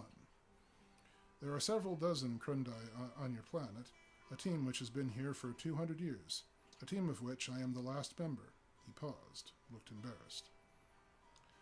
What are you fellers doing here? Callahan asked. That, said the alien hesitantly, is what I have come here to tell you. It is not an easy thing to tell. I have spent most 30 years of your years formulating my opinions in words and seeking someone with whom to speak to. 15 of those years suffice to eliminate as confidants all of my fellow Krundai. For another 10, I debated whether I could conceivably unburden myself to a human. Unable to resolve the question, I spent the last 5 years picking those humans in whom I might confide. I found on your planet a total of only 2,000 or 3,000 humans who I felt might be able to understand and help, and 35 of those are now present in this room. All of you at this table are such. We looked around at each other, wondering whether we were all special or just crazy in the same way. I sure didn't feel special. Even now, Rashka went on, I have not entirely resolved my debate. My decision is much like that of Mr. Telesco, but it is further complicated in the fact it could involve betraying my entire race. The presence of Mr. Finn, whom I find to be, as he says, as non-human as myself, complicates things considerably, although I suspect his organs may better enable him to empathize with me. He faced Finn. Space holds many viewpoints, Finn.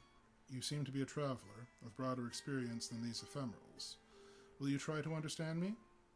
Finn looked him square in the eye. I will listen. Rashka didn't seem to care much for that answer, but he nodded. He turned to us. Will you, all of you, swear that no word of what I tell you will reach my fellow Krundai? I must warn you that confiding in other humans would accomplish this thing. This time there was no more need to look around than for all of us to speak. Every man at this table can keep his lip buttoned, Callahan said simply. Speak your piece. The green furry alien looked at all of us over one more time, one after the other, beginning and ending with Callahan. As his eyes met mine, I noticed for the first time that the surface of them rippled with faintly glistening semicircular lines, just like the one you look for when you're pouring your coffee into a dark cup. They shifted position in a different way than the specks of a human eyeball do, independent of the motion of the eyes themselves. They scared the hell out of me somehow, more than the fur and the ears did. He reached a decision. Yes, gentlemen, you are right. Come what may, I must speak. If I can be helped by anyone, of any race, it is you. Brood, help me if you cannot. I grabbed a pitcher and got half of it down before Bill and Sam snatched it away. I must begin, the alien went on, by explaining to you some central facts about my people. First, We live much, much longer than humans. An average Krundai sees his 3,000th birthday before returning to the Great Pouch, and some have lived as much as 5 or 6 centuries longer. I myself am well over 800 years old, and I am the youngest Krundai on your world, having been born here. That explains how you know our language and idioms so well, I interrupted. My 4 indeterminate ancestors had a hand in its creation, Raksha said dryly. I shut up. Second, as you may well imagine, we are a very patient people by your standards. Even allowing for the difference in our respective lifespans, we move in much less haste than you and plan project in terms of how many generations they will require to complete. Our concern is for the continuing life of the race rather than our individual lives, as the Broodmaster has decreed. Third, we have an ingrained loathing for killing or violence. That cheered me quite a bit. I don't think I was really scared with Finn around. That guy could maybe use this earth to light a cigar if he had a mind to. Besides, if the Krundai had intended us harm, it seemed to me they'd have done so centuries ago. We realize, Rushka went on, that such things must be. The prime datum of the universe is that life survives by eating life, and no other way. The expense of eating is, in great part, the resistance the second life offers to being eaten. For instance, the roast beef sandwiches you have provided for your friends, Mr. Callahan, and by way, they are easily the thickest I have ever seen in a tavern, are currently quite expensive because of the size and unwieldiness of the system required to supply them to us. Suppose you could induce the cow to come here and drop, obligingly, dead, next to your chopping block. Still, there are always some who prefer not to do their own butchering. No Krundai will do so voluntarily if it can be avoided. A surprising percentage of your own society, with all your heritage of murder, would like to believe that life survives by going to the supermarket. So the ideal would be to train cattle to make butcher knives and take turns cutting each other up at a convenient location. I didn't like the turn this story was taking. Which brings me to the 4th significant fact about my people. We have made an exact science of sociopsychology, both Krundai and animal, and refined it beyond your imagining. The closest things you have to it, I suppose, are what you would call mob psychology and the actuarial tables your insurance companies use, and you do not even know why they work. The principles behind them, however, are universal, a part of a grand picture which your race will probably never perceive. One of your great writers invented something akin to it called psychohistory, but even that unfulfilled daydream pales beside our knowledge. For psychohistory worked only for humans and could not predict the appearance of genius or mutation.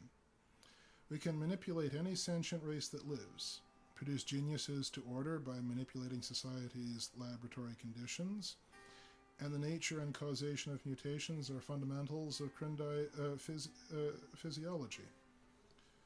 Of course, like psychohistory, our science works best in mass, imperfectly with regard to individuals. You humans are at least aware of that supreme paradox, that free will exists to an extent for the individual, but disappears in the group, although you can't work with it. Brood, you haven't even learned how to measure emotion yet. But we can predict the effects of even one man's action on the society as a whole, and we know how to bring about the effects we desire, large scale or small, long run or short. Which leaves only one more basic attribute of my people. We are very, very hungry. I had a ghastly feeling I knew what was coming next, and I didn't much like it. The horrible suspicion that Rashka's words were building in my brain answered far too many questions I'd never been satisfactorily able to explain to myself before. So that's how that guy got elected, Callahan breathed, and I winced. Precisely, Rashka agreed. You begin to understand why I'm here. Lay it out, brother, Tony said grimly. I think I get it, but I hope I'm wrong. Rashka spread his hands. Very simply, gentlemen, for nearly 2,000 years, Your planet has been a Crundai game preserve. God bless my soul, said Doc Webster. I looked at Callahan, his face expressionless, but his eyes were like coals. Tomorrow that table would have inch-deep fingernail prints in it where Finn was holding it. For most of that time, Rashka continued, the Krungrai station here made no attempt to do more than control your population, inhibit your social evolution, and enforce your ignorance. A war here, a philosophical revolution there, discredit a few thinkers and discourage a line of inquiry or two, elementary maintenance. Rome, for instance, got entirely too civilized. Even assassinating Caesar didn't help enough. Before long, it began to look like they were developing a rudimentary medical science and cutting down the mortality rate. So we induced cultural decay and added some hungry barbarians we found conveniently at hand. An earlier stroke of genius, supplying them with the notion of lead-based water pipes and wine vats, paid off handsomely, and the threat was ended. We went on in this manner for hundreds of years, allowing just enough growth to preserve vigor and letting you graze freely. We had quite a bit of trouble with plagues. Frankly, you're not very clean animals. And finally, we decided to let you play with medicine as a simpler solution than running around stamping out an epidemic every few years. There was always war to use as control and a culling device. Anyway, there was plenty of pasture. About 300 years ago, we were notified by Krundar to go into active status and step up production. A food shortage had been predicted, and we were told to expect at any time the order to begin harvesting the herd we had bred and tended to for so long. We began incubating North America. We tripled the usual propaganda to reproduce, filled the continent in an absurdly short amount of time, and encouraged immigration with a massive word-of-mouth advertising campaign about the golden land across the sea, where freedom rang and the streets were paved with gold. It took a bit of finagling to keep Britain from flattening you at the start, but we were in, for us, in a hurry. After the requisite wars, we lowered the death rate considerably to compensate and began to intensify our efforts. 100 years ago, we received our last command. We've been preparing you for slaughter yourselves ever since. Holy Jesus, it figures, Bill Garrity cried. You bet your sweet life it figures, I snarled. After thousands of years of recorded history, 75 years ago, we go from the Model T Ford to the cobalt bomb and the energy crisis, from corn liquor to Quaaludes, from a young giant of a nation to tired old fraud, from knock it off, Jake, Callahan rapped. I shut my face. Callahan turned back to Rashka, put his huge meaty hands palm down on the table. Go on, he said darkly. Krundai's fur bristled and his eyes rolled in his head. Somehow, through my rage, I understood that this denoted extreme shame in one of his race and began to cool off, remembering where I was. The air of calm he had worn was shattered now, and he was clearly agitated. Humans, hear me, he intoned. Hear my sins. Hear the full catalogue of my infamy before you judge. This is not easy to tell, and I must. Let him speak, Finn said dispassionately. We, I and others, I mean, instituted an explosive increase of knowledge in the physical sciences, smothered or subverted all the social and spiritual sciences. We cranked your technology to a fever pitch of frenzied production, led you to build yourselves a suicidal ethic and culture, gave you toys like the atom bomb and lysergic acid to play with. We gave a loaded gun to an infant. We manipulated elections and revolutions, staged assassinations, encouraged government to calcify beyond the ability of its people to endure, touched off riots, provided you with news media that would carry the news of growing cancer among you, and did all we could to bring into the minds of men a frustration and a terror that would inevitably lead to chaos. You, the steers, are nearly ready to butcher yourselves for our tables. I don't believe it, the man in the fireman costume burst out. That's crazy. What you're saying is crazy. Just plain nuts. What the hell is this anyway? Some kind of a rib? He's serious, Jerry, Callahan said calmly. The hell he's serious, Mike. Did you hear what he said? You telling me you believe all this stuff? Jerry's right, the duck said. This guy's nuts. Oh, you fools, Rashka burst out. Are you too ignorant to see the pattern? Your whole history makes sense only by positioning the most far-fetched twistings and contradictions to human nature. Use Occam's razor by the brood. Could any race be so suicidal and have lived for so long? Do you really think that's accidental that your people went from outhouses to zero-gravity toilets in half a century? From the Merrimack to Skylab in one short century? By your own standards, we have turned your planet upside down in a twinkling. Are your lives so short that you have not perceived their acceleration? The pace of progress yanks you faster than you can run. Did you not notice? Callahan looked across the crowded, oblivious room to Tom Humptman behind the bar. Some of us notice, he said softly. The fireman shook his head. I don't buy it. It sounds like some crazy sci-fi notion. Conspiracy of aliens my foot. I don't believe in little green men, Rashka finished. The signs are everywhere around you, Jerry. But look beyond the physical evidence. Do you believe it blind chance that physics has leapt vast spans while psychology muddled off into blind alleys? Do you really believe man is so incurious about himself that it has taken him thousands of years to even begin the science of psychology? Do you think it's simply bad luck that the technology of your survival systems, of your food and water and power distribution networks consistently fail to keep pace with population increase and are already strained to the failing point, even in the face of technical revolution? Does it make sense that after living side by side with natural drugs and hallucinogens of all types for malaria, men have suddenly become dependent on them? Has the worldwide depression, economic and spiritual, escaped you? Does it not surprise you that no language spoken by any people on Earth corresponds with observable reality? Did you think the simultaneous collapse of an age-old ethical system and a 2-century-old value system to be mere unfortunate happenstance? You brutalist fool. Do you really think God died of natural causes? No, my friend. Charles Fort was quite correct. You are property, and on the whole, not very bright property. You follow your political and philosophical leaders blindly to the slaughter, grateful to be led. And in 100 years of you is a Telesco or a McGonagall with the sense to pull out of the mad death race. You must see it, man, he said to Telesco. You rejected the world Crondai made for you. Jerry, I said, one of my most precious possessions is a lapel button with white with black letters. It says, "Go Lemmings Go." Rashka is telling the truth. The fireman shook his head like an enraged bull. This is crazy, he insisted. How can you be telling us all this?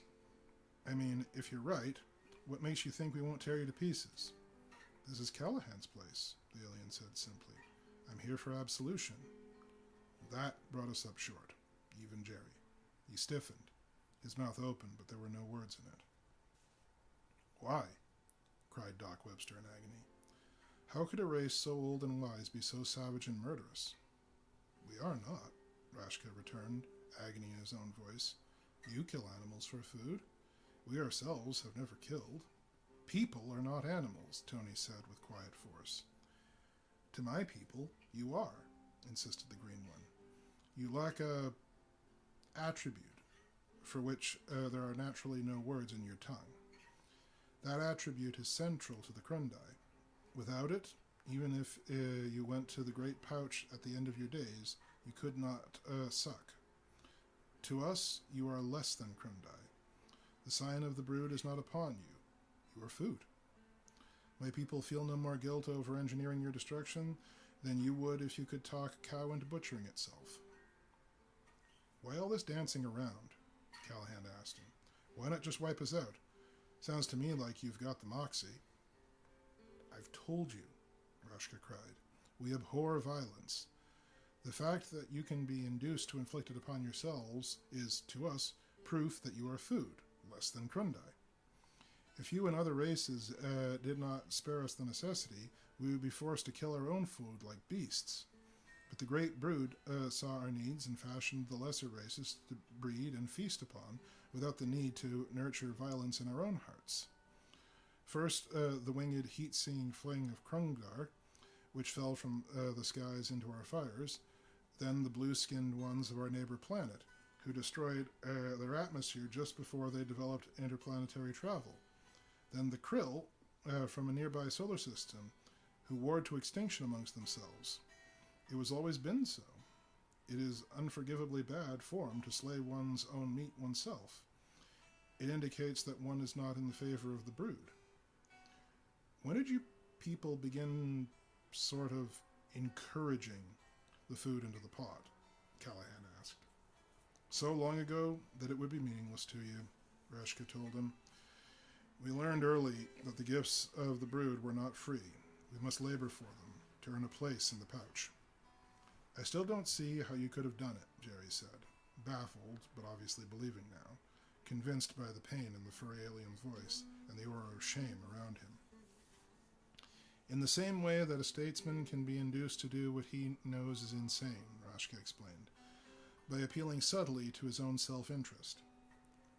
We ran a contentious and subtle propaganda campaign, took away any valid reason for living other than personal enrichment and comfort, and then saw to it that the immediate personal interests of millions of people served our ends. One of the simplest methods was to install an enormous number of people the compulsion to amass more money than they could possibly use.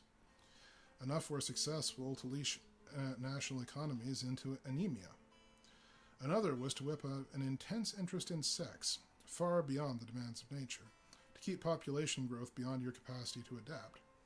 Much work was required to squelch interest in space programs before you could provide an escape valve. You humans are so short-sighted, your lives themselves so short, it's easy to manipulate you. So what changed your mind? Callahan asked. You personally, I mean. If we ain't fit for this here pouch, why are you spilling the beans? He stammered. We're nothing but dumb animals, right? Well, Colonel Sanders don't apologize to the chickens. Why are you here? The green man groped for words, his pointed ears wavering nervously. I don't know, he said at last. I cannot satisfactorily explain it to myself. There is a climate of belief which runs all through your thought and literature, and conviction that you humans have a higher destiny. This idea has been of use to the Krundai many times, but we did not plant it. It was there when we came. It may be that it is contagious. I do not know. There is something about you humans, a curious dignity, that upsets my heart and troubles my nights. Finn spoke up, startling me. I think I know what you mean, friend Rashka, he said, in that flat voice of his. Michael, he went on, turning to Callahan, do not be so certain that Colonel Sanders does not apologize to his chickens, as you put it. I have myself brought about the extermination of several races, in the days when I have served the masters, and yet last week, when I slaughtered my pigs, I grieved for them. They were stupid and dirty and mute, but even a pig may have dignity. They did not, could not, comprehend why they died, and yet, in an irrational way, I wished I could explain it to them. He turned, spoke again to the furry Krundai. I believe I understand your motivation, he said. I felt it too, once, and forbore to destroy this world. It seemed a plan of madmen, although much of what appears to be going on is due to you and yours. But I knew that not, for you were well hidden. Yet still I stayed the hands of my masters, betrayed my purpose, because I learned here in this room that men have love. That is the quality I selected for in the human race, Rashka admitted. The thing you call love we Krundai have always found to be a symptom of the attribute I spoke of earlier. That humans possess the symptom without the attribute is one of the great anomalies that complicated my thought and delayed my confession until now. This propaganda stuff you talked about, Callahan persisted. I still want to know how you put it across. Whisper in the Wright brothers' ear? Write newspaper editorials? Spread rumors? Sometimes, Rashka said, and hesitated. His features assumed a deeper green. And sometimes, he went on with reluctance, by direct intervention. Disguised as humans, you mean? Fifth column and all that? The big Irishman seemed to be prompting, seeking something from Rashka that I couldn't figure out. All the Crundai in your world have at one time or another impersonated humans for varying reasons. One of us was Saul of Tarsus, another Torquemada, another Thomas Edison.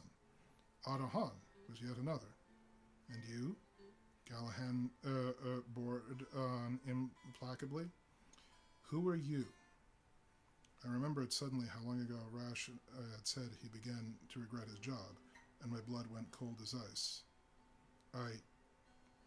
He said, biting his words off with an effort.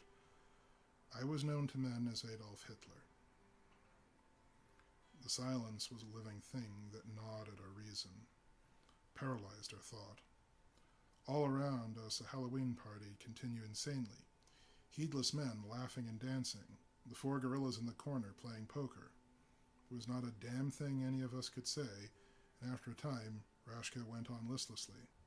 It was an easy role to play. It took no significant fraction of the training I had received in crowd control. It was so easy that I had time to think, to observe, to learn firsthand what I was doing. Perhaps because I was born here. I have seen Crundar only once. For whatever reason, I began to doubt. Subconscious uncertainty spoiled my work. The major purpose of that campaign was to prolong hostilities long enough to force the development of atomic weapons, and I nearly succeeded in aborting the mission by folding too quickly. My colleagues were able to redeem my error by drawing out the Pacific conflict just long enough. I told myself my depression was the stigma of personal failure, but I knew in my heart that was in fact the repair of my mistakes that unsettled me. I have thought on long and hard, and now I am here, and I have spoken. Doc Webster produced a hiss blast from somewhere in the south slope of his belly, upended it, and slapped it down empty. On all sides of us, people drank, chattered, and laughed, oblivious to the drama in their midst. Doc Webster found his voice someplace, and it sounded rusty. What do you want from us? He croaked. Absolution. I looked at Tony and Jerry and Finn. I winced at the thought, for the first time in months, of my dead wife and child, killed years ago in a crash, when the great brakes I installed myself to save a buck failed in traffic.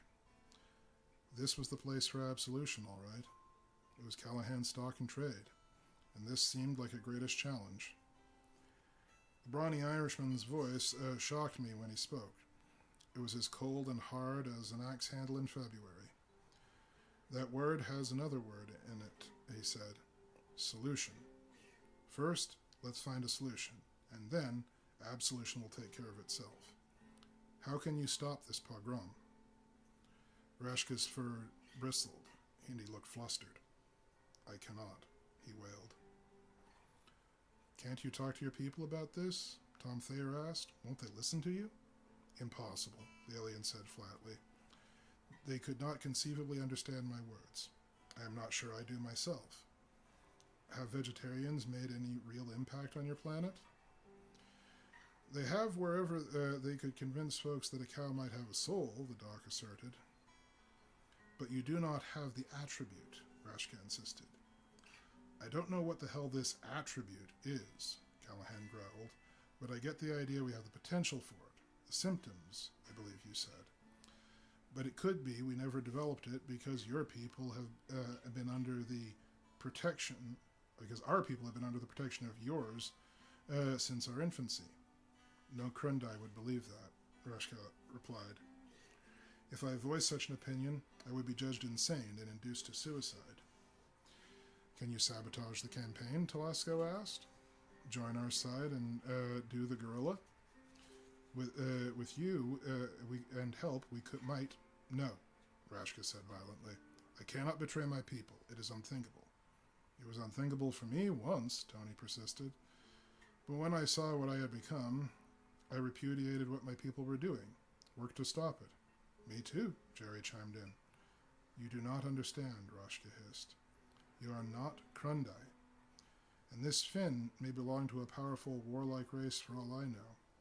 I have committed an unthinkable crime by relying on your discretion in telling you all of this. I can do no more. Tony had a soldier's tactical mind. Can you tell us where and how to locate your people? We'll stop them. Finn spoke up before Rashka could answer. That is not possible, Callahan finished quickly. And I got the funny idea he'd kicked Finn's shin under the table. If these boys led us by the hand to the atom bomb, there ain't a lot we can do to stop them, Tony. But, ouch, said Finn and shut up. No, Callahan went on. If anyone can help us, Rashka, it's you. Or did you just fall by to make a headsman's apology? I can do nothing for you, Rashka said miserably. I seek only absolution. Brother, I said sympathetically, you're caught between a falling rock and a hard place. Sam and Doc also began to make notes of commiseration, and Bill Garrity started to ask Rashka what he was drinking. Just the men of Callahan's, offering understanding and help, as always. But Callahan raised his hand. No, he said quietly. We stared at him, stunned. Callahan withholding absolution?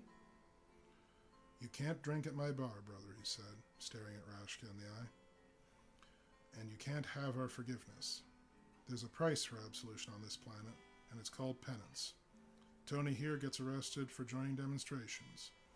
Jerry has chucked away a pot full of money he was making in real estate and started lobbying for green belts and cluster housing. Finn here exiled himself among a lot of obnoxious, smelly humans for the sake of the ones worth saving. Buddhist monks who couldn't influence their governments any other way set themselves on fire by Christ's, and for their souls I pray on Sunday. What do you figure to do for atonement? Rashka closed his eyes and knotted his brow. He was silent for a long time. There is nothing I can do, he said at last, his voice hollow and bleak. Then there is no absolution for you, Callahan said flatly. Here or anywhere. Get out of my joint and don't come back. Rashka's face fell, and for a timeless moment I thought he was going to cry, or whatever Krundai do that looks like crying.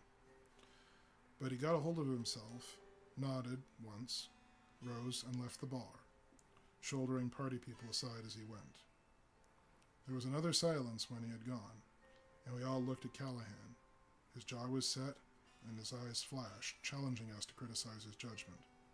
Weren't you a little harsh on the guy, Mike? Doc Webster asked for a while. Hell, Doc exploded. That clown was Adolf Hitler. You want me to pat him on the head, say it's all right, you were only following orders? Christ on a mini-bike. If it weren't for him and his kind, I might not have to run this goddamn bar. My bunions give me the dickens. I grieve for him, Finn said tonelessly. I, too, was once in a similar position. Save your grief, Finn, Callahan spat. You had the same choice, but you followed through. You weren't gutless. You were counter-programmed. If you could figure out a way around sheer physical limitations of your machinery, why the hell couldn't he overcome his conditioning? Conditioning isn't an excuse for Krundai any more than humans. It's an explanation. Thanks to you and the work you're doing, the Gaspé Peninsula may produce a prosperous farmland someday. You're still paying your dues, but that guy doesn't want to atone, just apologize. He and his kind made this sorry old world what it is today, and maybe I could forgive that, but I don't give absolution for free. It costs. Costs you right in the cold old willpower. And he wasn't willing to ante up. Fuck him. And the horse he rode in on. I still think we should have jollied him along and tried to pump him, Mike, Tom said insistently. How are we going to find them and stop them now? Callahan looked tired. As Finn started to say before I tromped him on his toes, that ain't necessary. Now Finn knows they're here, he can find them as easy as you could spot a wolf in a chicken coop. That wasn't the problem. There came a shattering roar from outside. The building rocked, glass splayed inward from the windows, and bottles danced behind the bar. Everyone began to shout at once, and most of the boys made a beeline for the door. Only Callahan, of all of us, failed to jump. Like I said, no guts, he said softly. He rose quietly, walked through the suddenly uncrowded bar to the chalk line before the fireplace, picking up someone's drink as he went. He looked surreally absurd in that damn bear suit he still had on, blazing red head sticking out of the top like a particularly well-disguised meal. He stood glazing into the flames for a moment, gulped the raw liquor, and spoke in a clear, resonant baritone.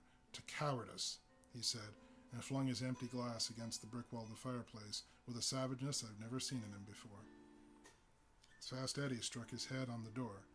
"Jesus Christ, boss. The whole unpredictable parking lot blew up." "I know, Eddie," Callahan said gently. "Thanks. Anybody hurt?" Eddie scratched his head. "I don't think so, but there's a lot of dead cars." "Least of my worries," Callahan assured him. "Call the cops, will you? Tell them whatever you like."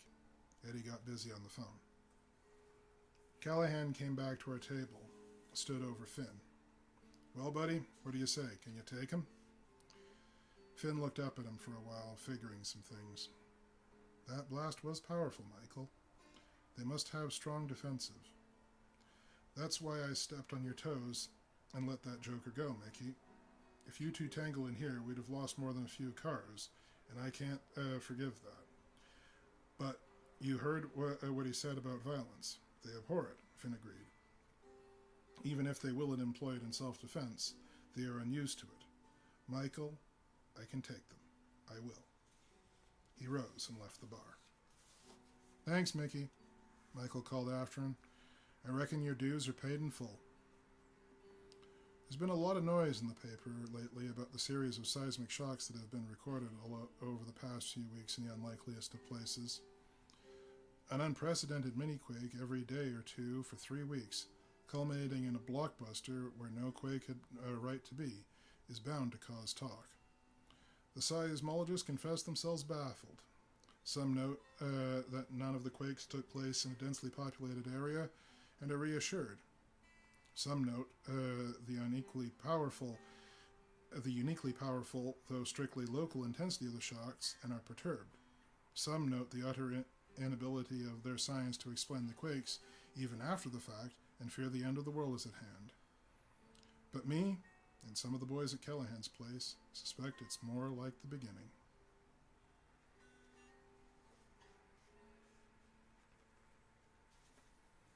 And with that, folks, we come to the end of Unnatural Causes. So, our gents at the saloon saved the world again. All over a good drink and with good company. And that will also bring us to the end of our show, though we will be bringing you more, rest assured, in the coming weeks. In the meantime, I want to thank our lovely minstrel Ryan for providing the ever-perfect ambience for this occasion. And until then, this is Virus-Free Radio, wishing you safety, health, to be kind to all, and to have a good night.